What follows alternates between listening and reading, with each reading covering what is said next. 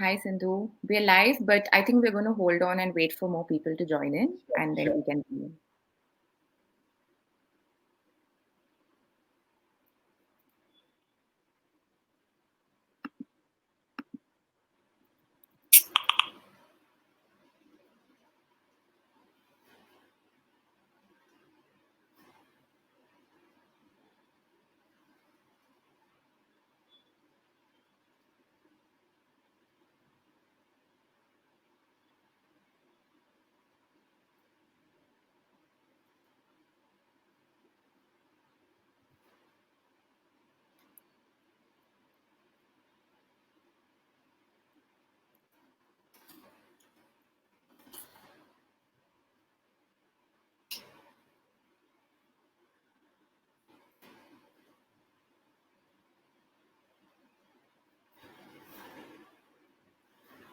I think we can start at 7:05 exactly. Works. Works, right? Let's just wait for a few more people to come in.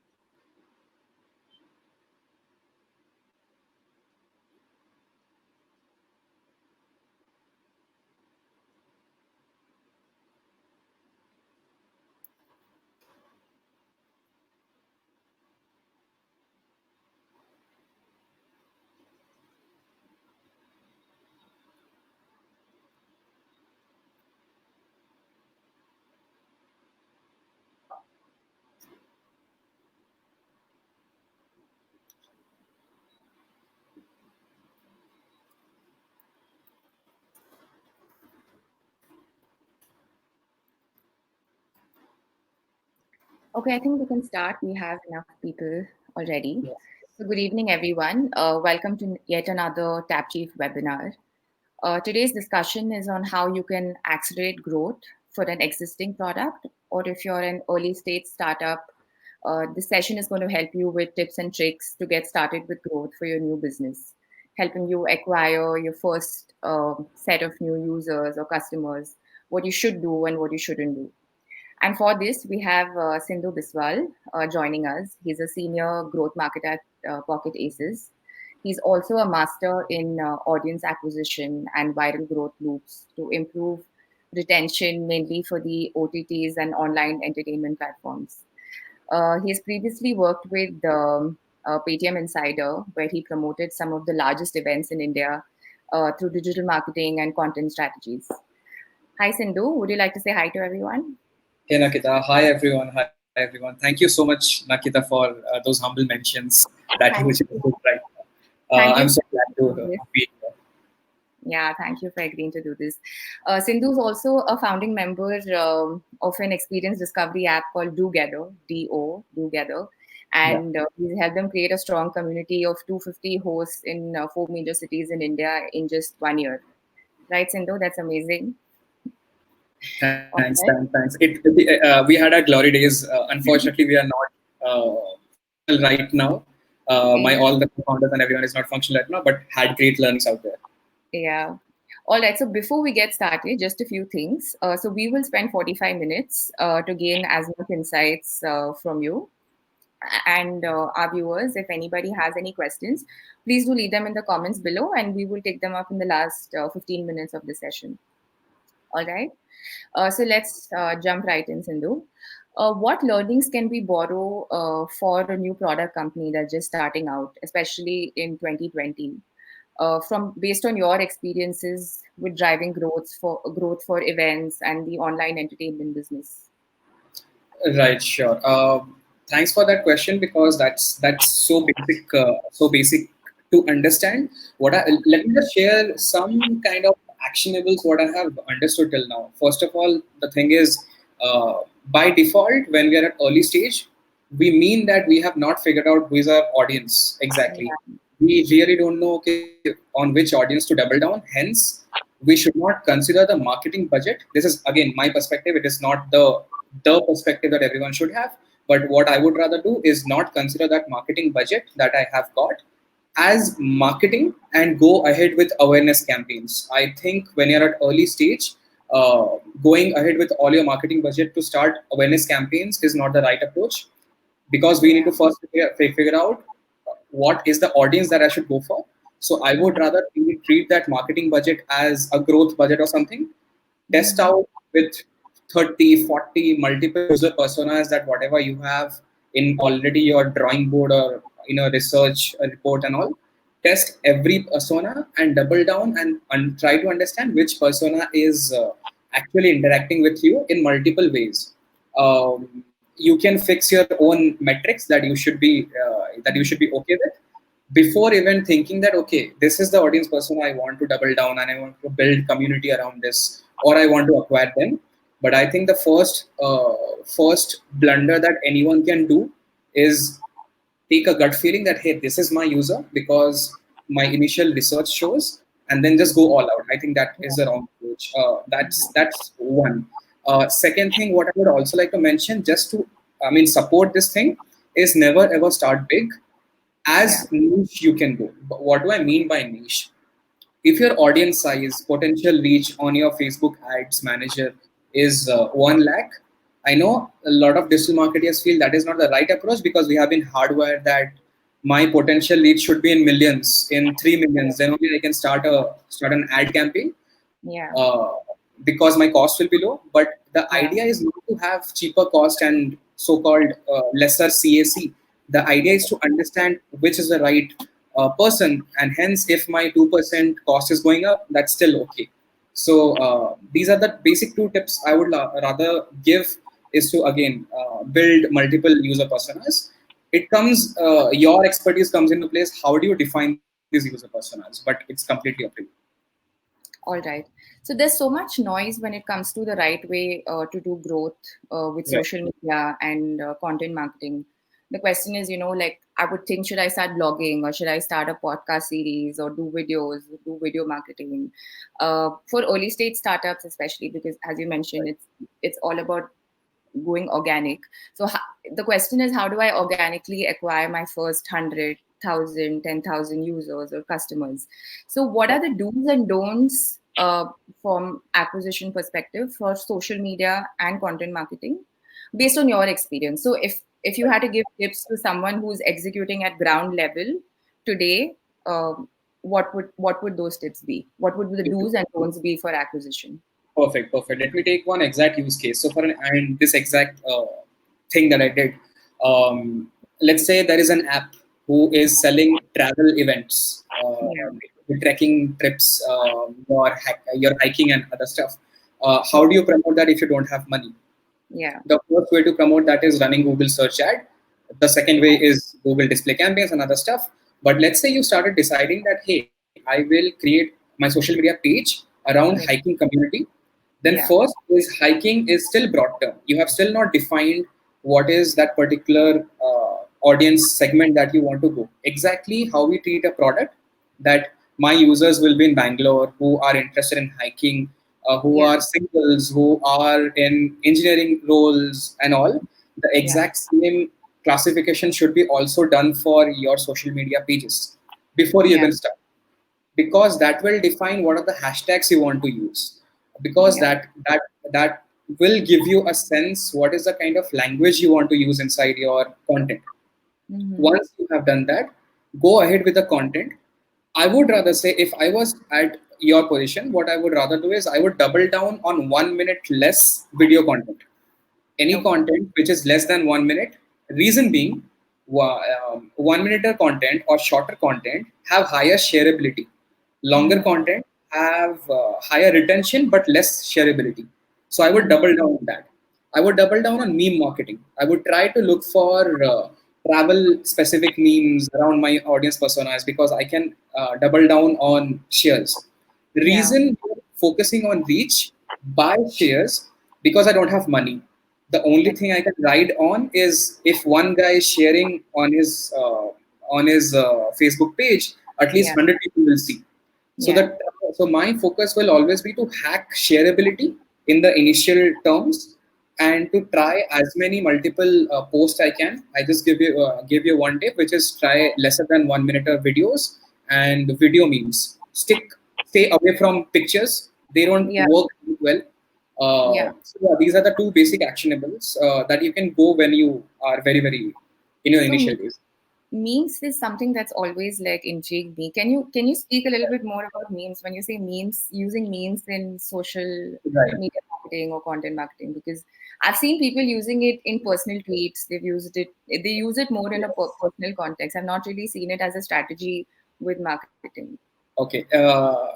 Just a fun fact that meme marketing is a thing, and good thing is there are meme marketing agencies who are coming up. Really? I've never Uh, heard of it. yeah, I recently started finding out that okay, there are agencies that are emerging who are specialized in meme marketing. Let's Oh, just try to understand. There is a classic example I can think of right now. Amazon Prime app. You yeah, have an app which is a streaming app. Just yeah, go to Instagram and see Amazon Prime videos content. yeah. They try to pull out memes out of very serious content like Patal Lok even. Oh, They have found out a way to, because the problem is there is an emotion behind it. Let's just try to yeah, understand the emotion. A user launching Facebook, a user launches Instagram not to interact with the brand, but yeah. to at least talk to my friends and families and to find humor or entertainment that can make my day or my evening good. Mm-hmm.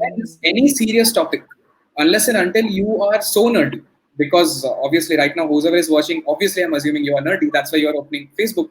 But unless and until you are so nerdy, you will not interact with anyone who is putting out any serious stuff. That's why you will see any Yeah, content which has got laughter to evoke or yeah. humor to evoke will do better. So, and there's a smart way to handle it, even in B2B marketing. Classic example. Another example in B2B space, there is an agency called as Social Samosa, which is an advertising agency. Correct. Just see how they have found out agency client relationship around memes. Uh, Okay.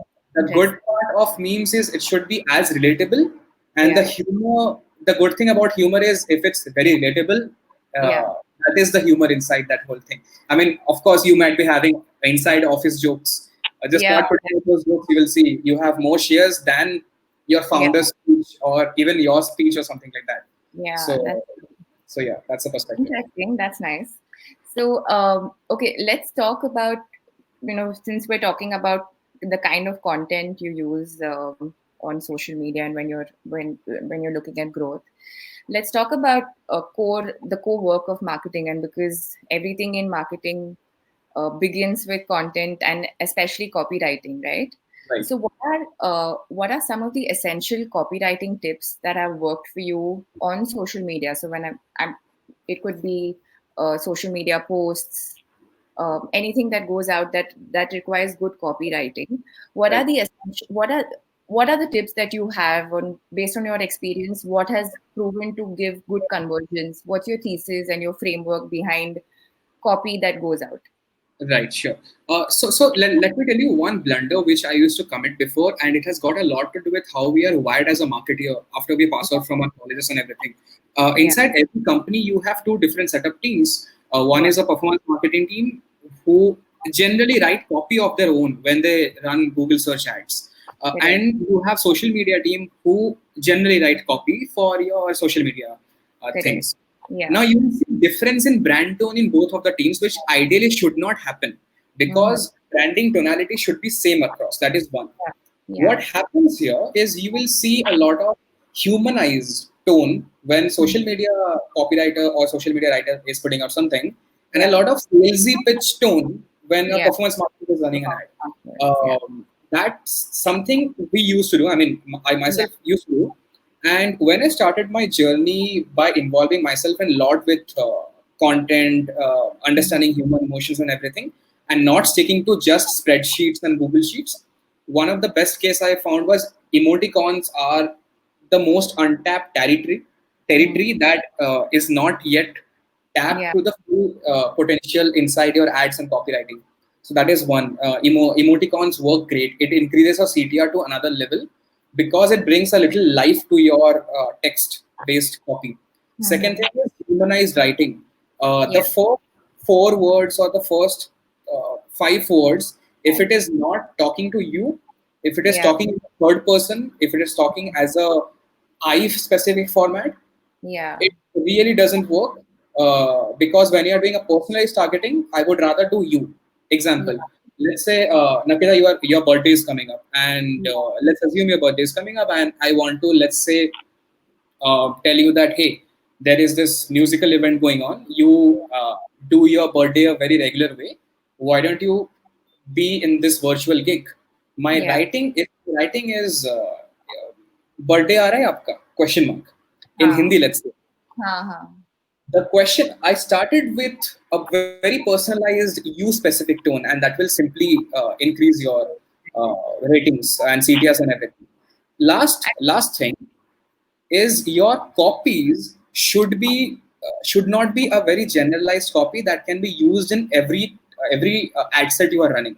I'm specifically talking about ads. Got Like let's say you are running 5 ads. 5 ads are having a different kind of a targeting. To Bangaloreans, my copy should be in that tone. Yeah. In Mumbai, should be in In a different tone. Mumbai. But there is a Yeah. nuance to it. There is a nuance to it. You cannot use Bantai and Bacchi in Mumbai because everyone in Mumbai is not speaking that too. Because I have a Yeah, lot of that's true. That's a notion that people outside Mumbai have, that experience. everybody in Mumbai speaks that way. Right. I have done this blunder. I was running a campaign. I will not name the brand. I was running a campaign. I did Banta in Mumbai. I did Boss in Delhi. I did Matcha in Huh. Bangalore. And a lot of comments came that, hey, you think every Bangalorean speak Matcha or what? And that was my first learning that, hey, it's very complicated. But the point that I'm trying to Yeah. make is your copies should be as nuanced as this. And you can keep on Yeah. replicating anywhere you want. Correct. So you were mentioning, right, that when a performance marketer writes copy differently, and when it's social media, they write copy differently, and sometimes it dilutes the brand voice. So where do you think copywriting? Where's the place for copywriting in this whole social media or this whole marketing strategy?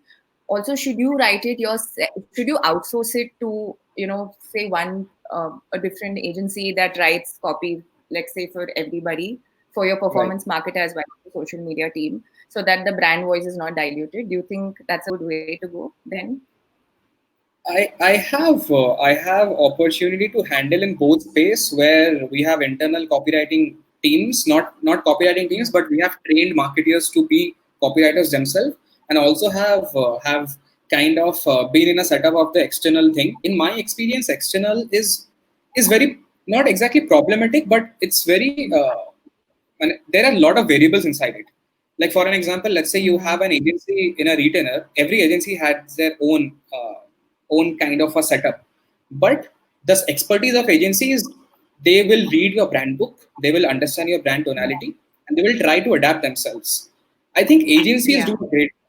The problem what I've seen comes is if you hire a freelancer who is not having Yeah. enough experience. I mean, they could be someone who is a writer, but if they don't have Yeah. branding experience, it's very difficult to put Mm-hmm. themselves in the brand shoes and try to copy or try to imitate that particular thing. So I would say agencies, in my Yeah. experience, agencies have done quite well. Freelancers have not done quite well.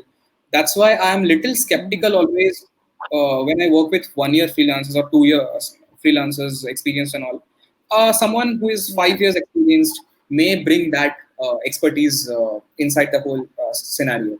But it's always an ongoing process, and the only thing to fix inside the internal thing is by training. That's it. If your Mm-hmm. marketeers don't know your brand voice, if your marketeers Mm-hmm. are not talking to the branding team, your brand voices will not be streamlined at any cost. If I don't know what my brand stands for, I will not be able to streamline the content. So I think this can be handled at the leadership level, but it can be managed. All right. So if you had to give that one golden piece of advice right now to a content team or a team of copywriters writing content? What do they need to start doing right away to increase their conversions, especially in this time with how things have changed since Right. Jan till July? One golden piece of advice. I think every content writer should start understanding how marketing works. Uh, Mm. that's the piece that. So there are two kind of people you will see. One are marketeers who are content writers. One are writers who are marketeers. There is a difference between both of them. When a Yeah, marketer try to write, he puts in a lot of empathy because he knows what's the audience is. When a yeah, writer tries to write, he looks at a lot of grammars and yeah, beautification of that, and less time goes towards empathy. If you are correct. specifically talking about writers, they need to focus a lot in marketing. They need to understand analytics, I feel, because let's say a piece of advice comes from any analyst or a marketer that, hey, two-liners are not working, three-liners are working better. The Yeah. question by default from the writer should come is why CTR is the right metric to judge. For an example, he Mm. should or she should ask that question. Not that my analyst told me that this is working, so I will not understand why this is working. Because I myself Correct. should understand why my writing is not that perfect. So, Correct. two tips: analytics metric, basic metrics should be understood. Second thing is invest a lot of time in understanding how marketing works. That's it. All right. Speaking of content marketing, because we're still there, video content has become so popular and is known to attract more engagement. I mean, you were mentioning this before. Can you tell us a little bit more about ways to use video in growth strategies, especially for early stage companies? Right. So early stage. If you're at early stage, why videos? Let me first And explain. also, how can they sorry, how can they create such videos? I think video creation is also Right. Right. expensive. Yeah. Right. So okay, let me just try to break this into two parts. One is creation. One is distribution. Um, Yeah. Bonus distribution. yes. Yes. So creation when you're early stage, again, it's not just your marketing budget is short. Your budget is short overall. Hence, you don't have budgets to go to an agency or work with someone who will handle your production. Hence, by Correct. default, there are two perspectives. Either hire a full-time video producer if you are looking Yeah. for creation at a very recurring amount. If I Yeah. was the person, so together when I was working, we were actively looking for someone who will be a video marketer who has Mm. knowledge about video production, and we will teach him Mm. marketing, and we will allow Yeah. him to create content post on Facebook directly. That's what we were looking initially. It did not happen because of bandwidth issues, which compelled me to Okay. learn video on phone and shoot myself. So for 6 months I did that. Is it a difficult task? No. If you understand basic colors or basic emotions, you can pull off any good video. And editing is not that a big deal if you are, because you are not doing something big and all Mm. such Mm. sort of things. So the point is creation can be handled because what do you need? You need a good editing tool. You can get it from anywhere. You have an editing tool. You need just basic learning stuff. Go to YouTube, learn it. Yeah. Basic cut, trims, split, and everything.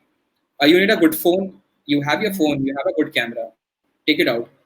You just need a good thought what to shoot. That's where your expertise come. And I'm Yeah. assuming that if you're a marketer, you are also creative, and hence you can pull off that thing. So I would rather say if you are at early stage, either hire someone who's a full timer, and you can get a Mm. lot of people at cheap cost who can come and work with you, or Yeah. hire an intern who has basic knowledge of editing and who can come and work with you, or you yourself, if you have the bandwidth, go ahead and do that.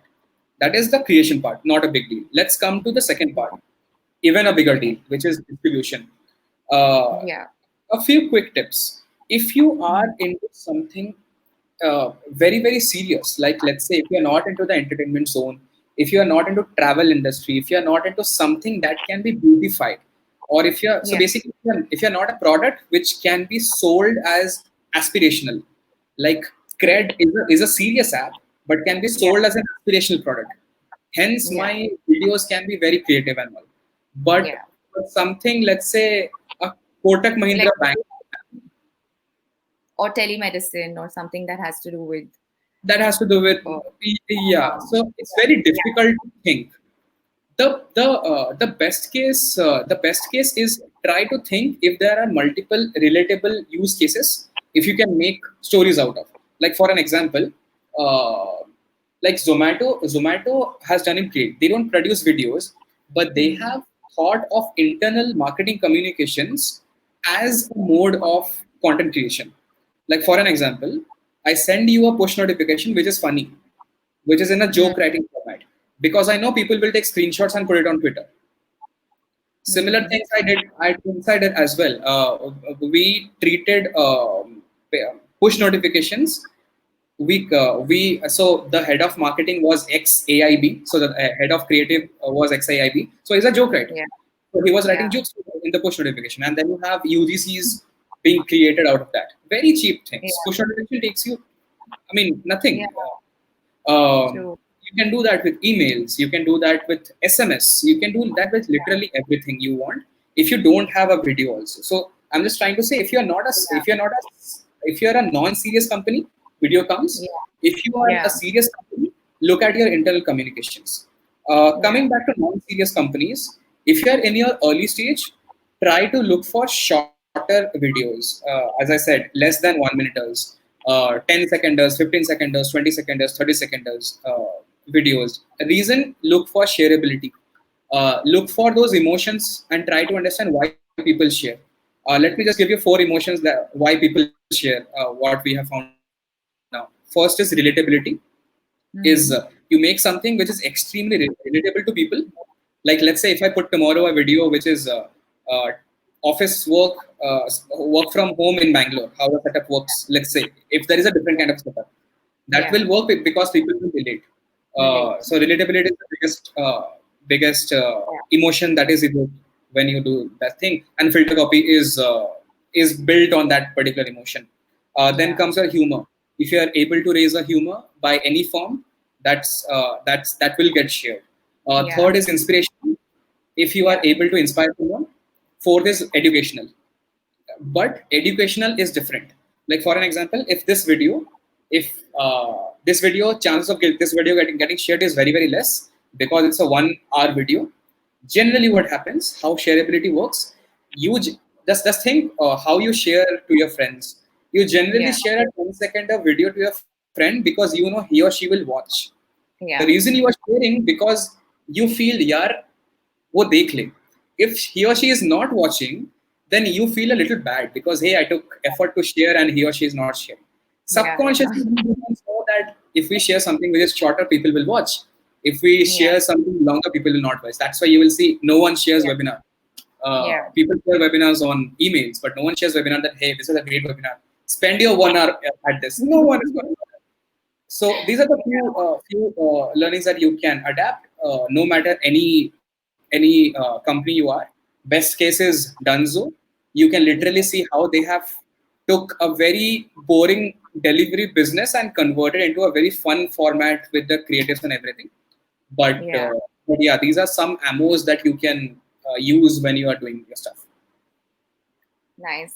So, since you were talking about the not so serious products, Right, coming back to the entertainment industry, because it's booming in times of COVID and consumption of content has gone through the roof because people are spending more time in front of their devices and they have more free time at hand, basically. So, the right, top funnel for the entertainment industry, the entertainment business or these entertainment platforms has increased, especially for platforms that provide content for free.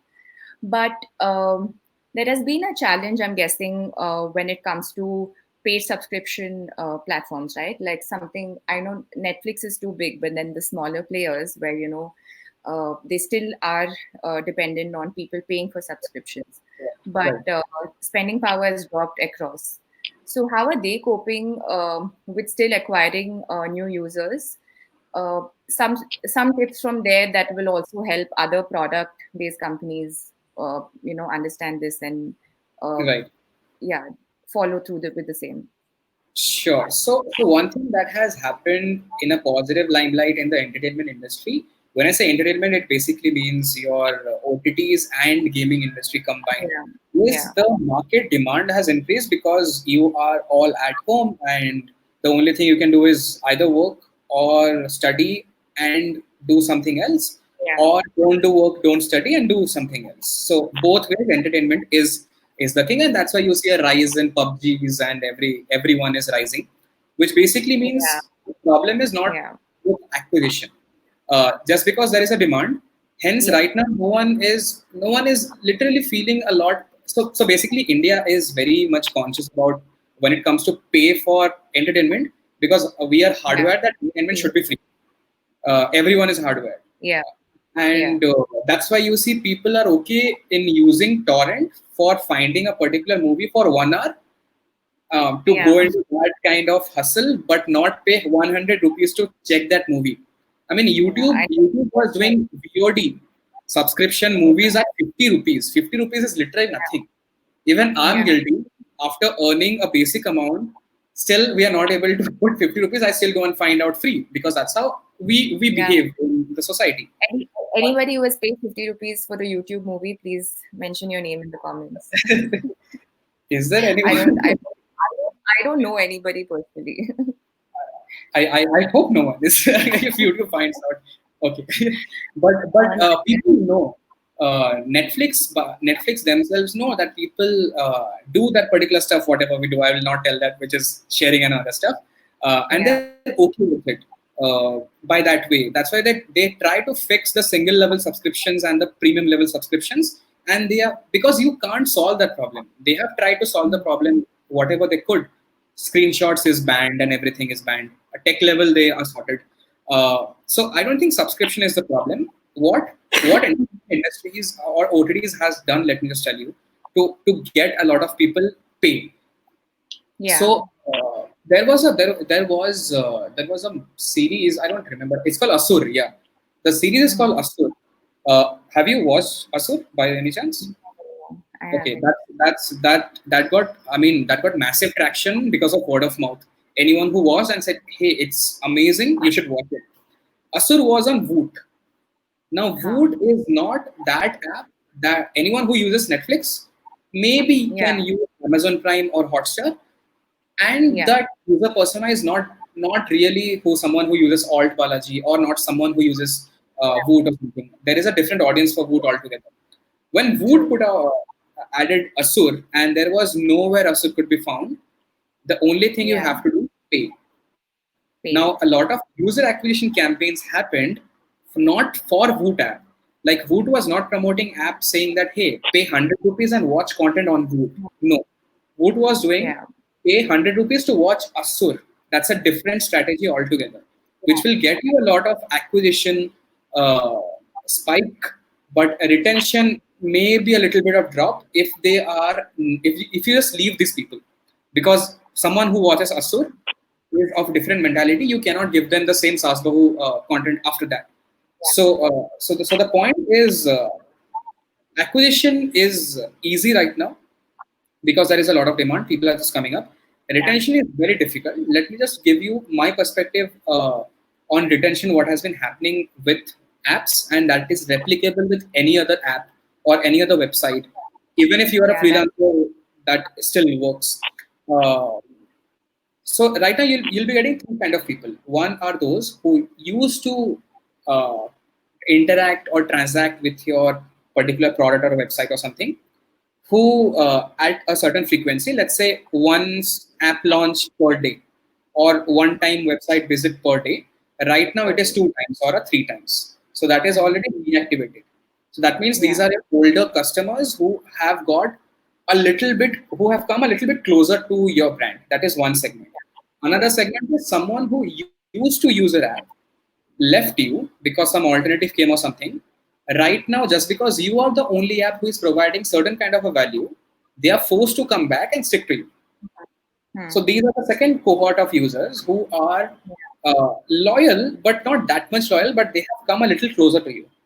The Yeah. third set of users are the first time users who are interacting with your app, not exactly interacting, but trying out stuff.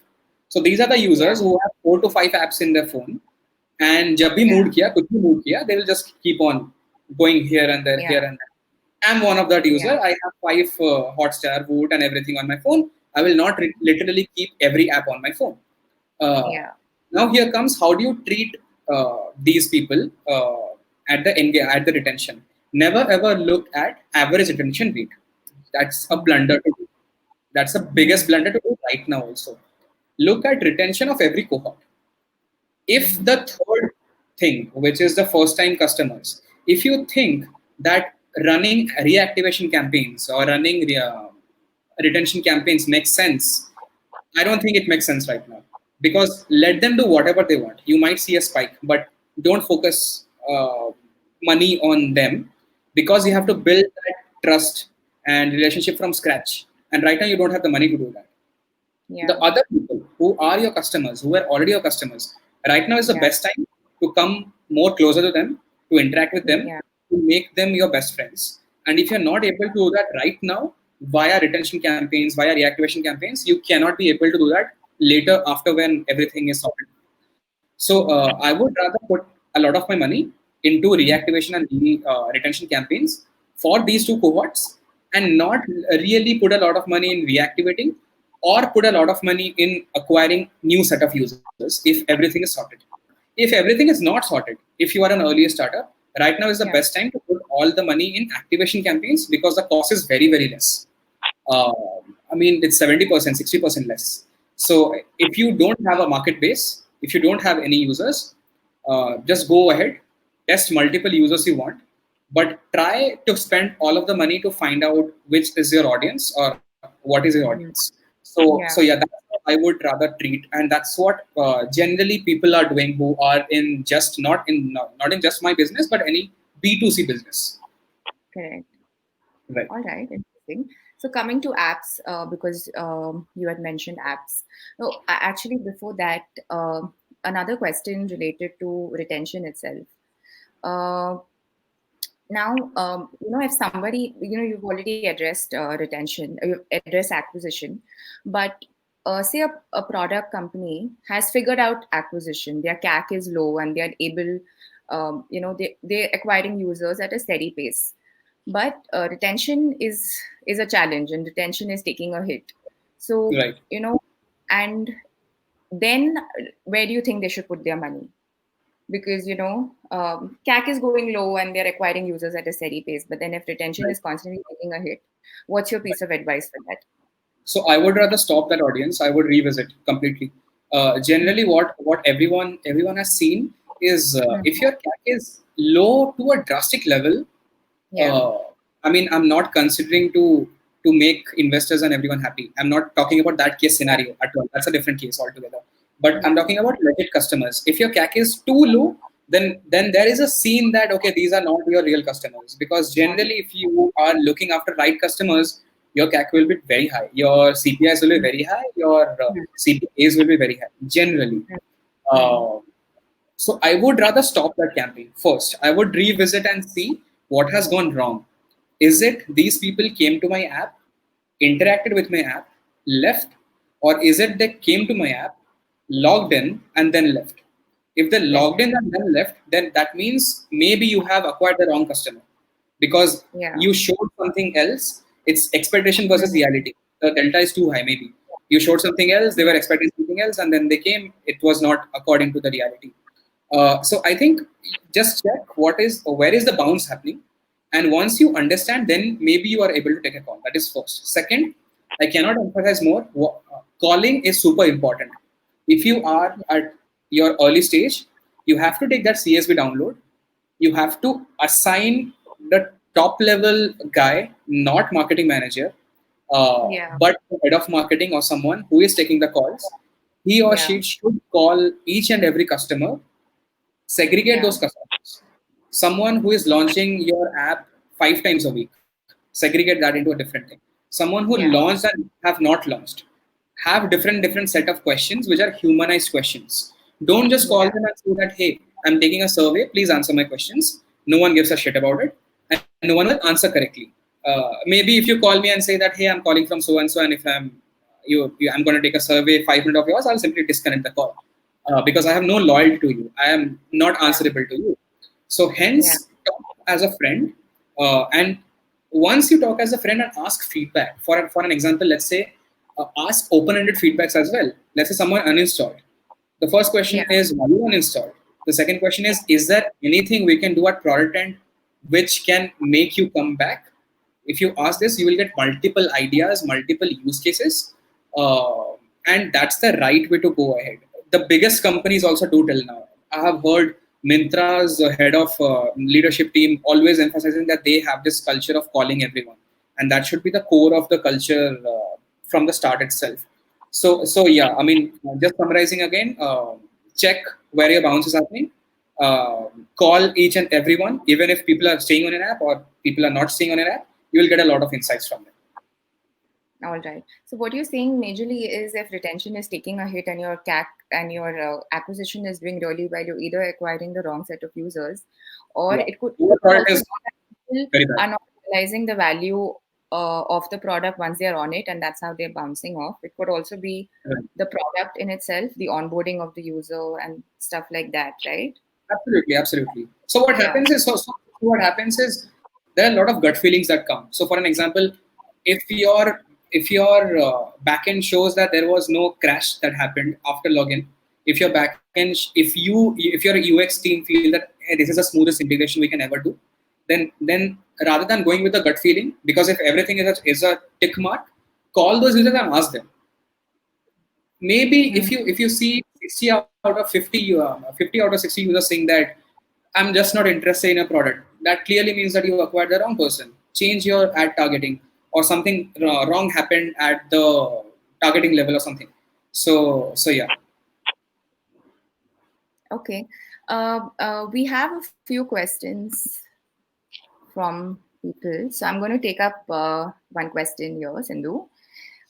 Which platform should early stage startups out of emerging economies, Southeast Asia, Middle East, Africa, target for marketing their services, products to consumers, that is North America and Western Europe? This is considering that Facebook and Instagram have lost their relevance as opportune platforms. LinkedIn is on a gradual decline too.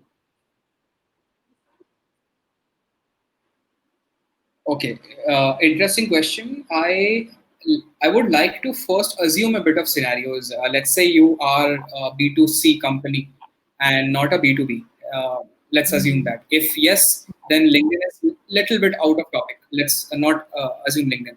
Let's first ask the basic question, which is already stated, that Facebook and Instagram has lost their relevance as opportune platforms. Yeah. Not really, to be honest. There are a lot of use cases that I can show you, which basically says that these are not really the platforms that are dying, and these are obvious reasons.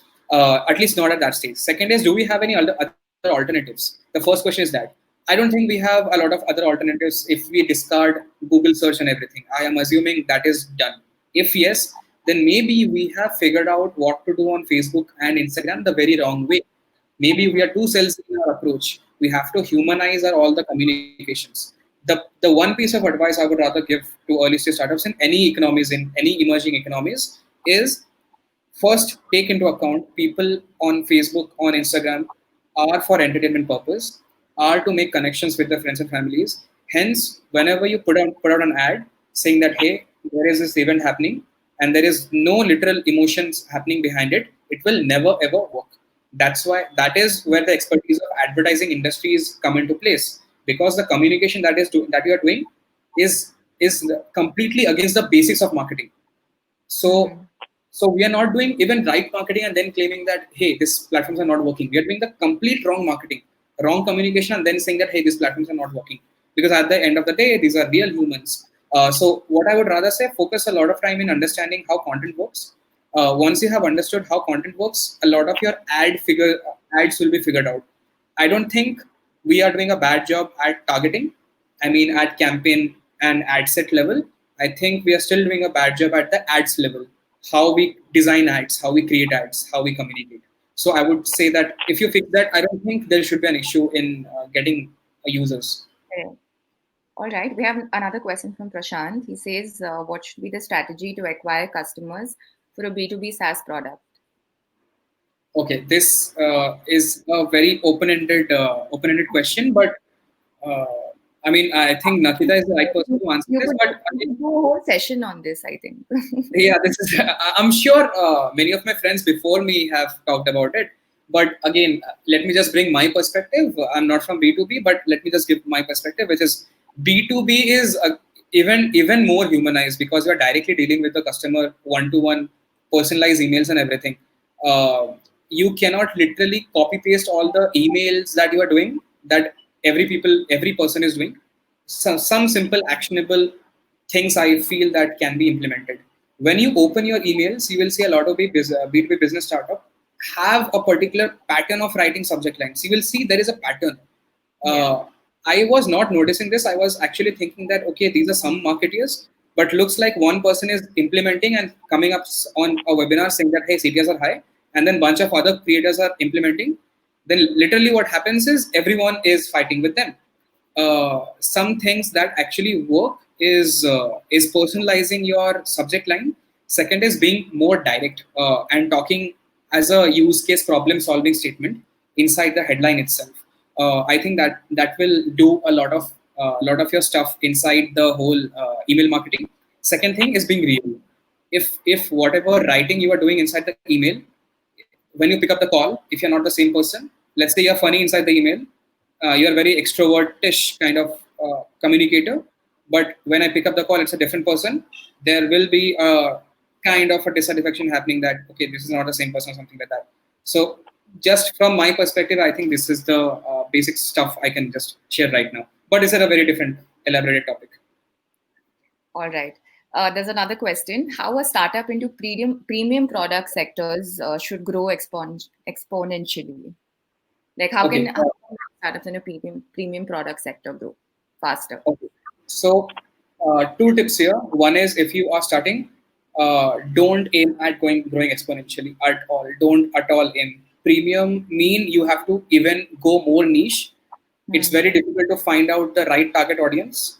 I Hmm. would rather focus 1 month, 2 month, maybe 6 month in simply figuring out which is that audience which is gonna give me higher LTV, Hmm. because that's where the money lies if you're a premium product.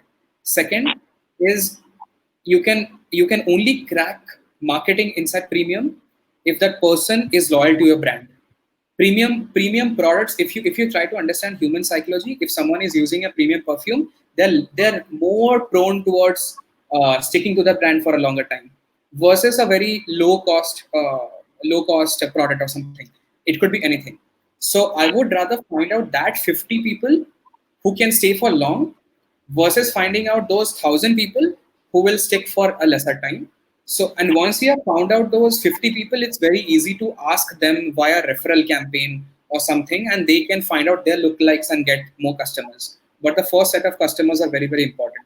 So, exponential is a no-no for me Isn't if it? I was Okay. you. All right. So Ritika is asking a couple of insights on growth hacks for travel industries in COVID times. Only one growth hack, because together, which I used to handle before, was into the travel tech space.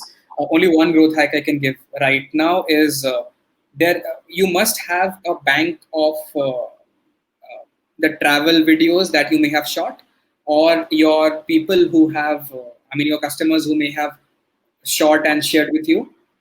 Take those videos, try to edit them, make package those videos as a virtual travel experience kind of stuff, create a website landing page, upload those all content as maybe gateway to this, gateway to Mumbai, gateway to Bangalore. Dump all those videos into one website, promote that website as saying that, hey, this is a virtual experience destination where if you are at home, just try to feel the sound, just try to feel the calmness and all. You can literally package those stuff and you can literally sell it. What will happen is people will just be brand loyal to you, and once everything kickstarts, it's very easy to connect back to them rather than doing nothing, because right now you can't do anything apart from doing content marketing. You can literally do nothing. So yeah. Yeah. Okay, so in the meanwhile, we're not getting any more questions, but I have something for you. So Sure. coming to apps, do you suggest that for new brands, they should optimize for a lower cost per install first, not worrying too much about retention, and later solve for retention, say on the product? Or do you think they should focus on micro targeting from the get-go, like, target the niche segments, as you mentioned, Right. at higher CPIs, leading to lesser acquisition but higher retention? So I would go for the second thing, but Hmm. what I would try to do is this. I need to have a feedback and a viral loop. Like if I acquire 5 people, what can I do? Okay, I spent let's say 100 rupees per cost per install. I know a lot of people will get a heart attack, but still it's okay. Let's say I'm acquiring 10 people at a cost of CPI 100. My Hmm. idea is to make them stay as long as I can and let them be my brand evangelist so that they get more 5 people, and a lot of Hmm. my focus should be around that second level loop. And there are Yeah. multiple ways to do it. One of them could be a referral code or something. One of them could be getting them inside a community where they can talk to each other or something like that. You can fix it inside the product itself. You can have a CRM kind of virtual chat rooms where people can decide where they want to go on a trip, or if they want to do something, you can have virtual chat rooms. There are multiple ways to do it, but I will be still be okay to go ahead with 100 rupees CPI if I have figured out the viral loop that is coming post that. Because if I don't have, I don't think I can scale that 100 rupees CPI. But I would not go with the 10 rupees cost per install and have a bigger number. Doesn't make sense. But even if I'm not from this mentality, also that uh, if my app store description shows that I have 10,000 downloads, that will create more impact because of the bandwagon effect. And if I have 1,000 downloads, that will not create. I don't believe in that concept because the real thing is if people don't see 1 million number, they don't think your app is viral. So 1,000 and 10,000 is literally the same for Indians. Yeah. So I would rather focus on the second part, but figure out the viral loop. All right. We have one more question that's come in, Sindhu. Sure. Vishal asks, how should one go about reducing CAC in early days? CAC in early days. Yeah. Yeah. So what I have seen your okay. Let's look at this way. Your CPIs at the execution stage. Let's say it's an app. At the early stage, when you are running an ad, generally what is happening, that ad is running on a social media platform. Let's discount Google Ads for some time. If it's Facebook Universe, if it's any other app, it could be LinkedIn, it could be Snapchat, it could be anything. It's running inside a social media app. It's not a different kind of a setup where ads are different and social media content is different. So your ads are by default competing with organic content. When do we see a lesser CPI? When we see that Facebook is showing to a certain set of users and they're interacting. What does interaction mean? Interaction is not really just clicks. Interaction also means likes, comments, shares, retention inside your video. If your video is let's say 20 seconds and your video retention is let's say 50%, versus put out a video and let's say your retention is 10%, you will see a higher CPI, which Hmm. basically mean my ad sucked. So the right way to fix the CPI, a lot of ways, is to figure out how we can create ads which if I download and put it on my social media will also work. If my ad is not gonna work organically, and people are not sharing, not liking, not commenting, there is a very high chance that will not even convert at a lower CPI when I'm running that ad on the ads level also. So the idea is to make those extremely human friendly, extremely commentable, extremely likable. Uh, uh, you have a saying, na, brand friendly. When you do Yeah. a branded content, if you are watching, I will not show that, hey, watch this random stuff, but try to blend it in the right way. So I'm just giving that analogy here. Also, we can blend those interactions and metrics in the right way also. All right. Okay, Sindhu, I think we're almost done with our time. There's so much more I wanted to ask you more about in lines with branding. Should early stage startups focus on branding initially about online communities? But we can definitely do a session again. Yeah, And yeah, absolutely. I can just give a one line and that yes, branding should be from day one. It's a very different notion that okay, why you should not do branding doesn't make sense. Five yeah, people interacting with your brand, if they so I approach branding in basic this way, just a one liner, which yeah, is will I miss my app or my product or my freelancer or my agency or my anyone when he is not there or when she is not there or when it is not there? If yes, you are in the right branding direction. If no, your app literally makes no sense. It's just adding more waste to the environment and nothing else. Okay. So, All right. so yeah, that's my basic analogy I give to any branding. You see, tomorrow if I take away YouTube from you on your phone, you will miss. The reason is not content. The reason is the brand. Because if I download and put it on Vimeo, you will still Yeah. have that missing. Yeah, YouTube better fill the raha. So that's how the brand power is. Yeah. All right. Thank you so much, Sindhu, for your time. We should definitely Absolutely. do another session where we'll talk more about branding and we'll talk about online communities too. Sure, I would rather literally treat it this way that if my personal brand people have started missing me, then only I'll come back. So if people are giving a lot of feedback to you that hey, we should do this again, then I'm absolutely up for it. Done, done. I will get that feedback and I'm going to send all of that to you. Sure, sounds great. All right. Thanks, Sindhu. Thanks, guys, for joining us. Thank you for having me. Thank you everyone for listening. Have a great day. Bye. Take care. Thank you. Bye bye.